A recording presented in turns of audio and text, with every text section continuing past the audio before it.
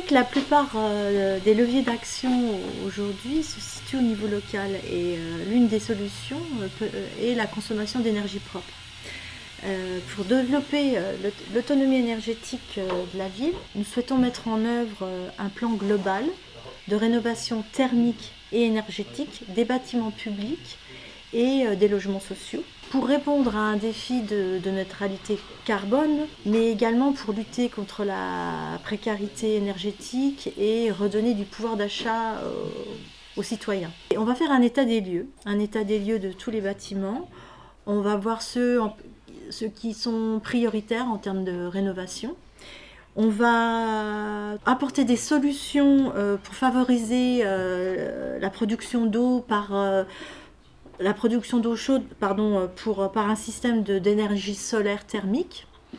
Et on va, en complément, parallèlement, on va proposer une solution de rénovation des toitures, commencer par la rénovation des toitures des bâtiments, pour mettre en place une rénovation énergétique avec des panneaux solaires photovoltaïques. Parce que nous pensons que nous devons développer l'autonomie énergétique de la ville. Donc on va rénover ces toitures.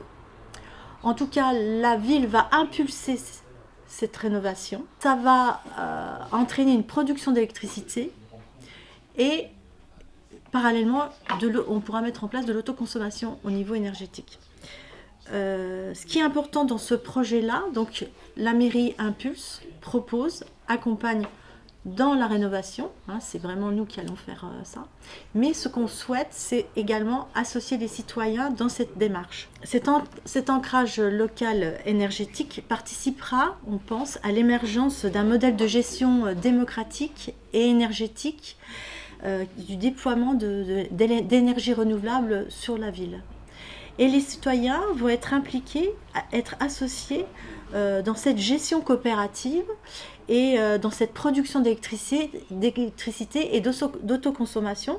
Et on développera ainsi une culture énergétique pour et avec le citoyen. Les citoyens pourront ainsi s'associer à la ville, devenir actionnaires, donc investiront dans cette rénovation, dans cette installation de panneaux solaires photovoltaïques. Donc il y aura une production d'électricité. Cette production d'électricité pendant 15-20 ans, ça dépendra, il faudra faire une étude à ce niveau-là,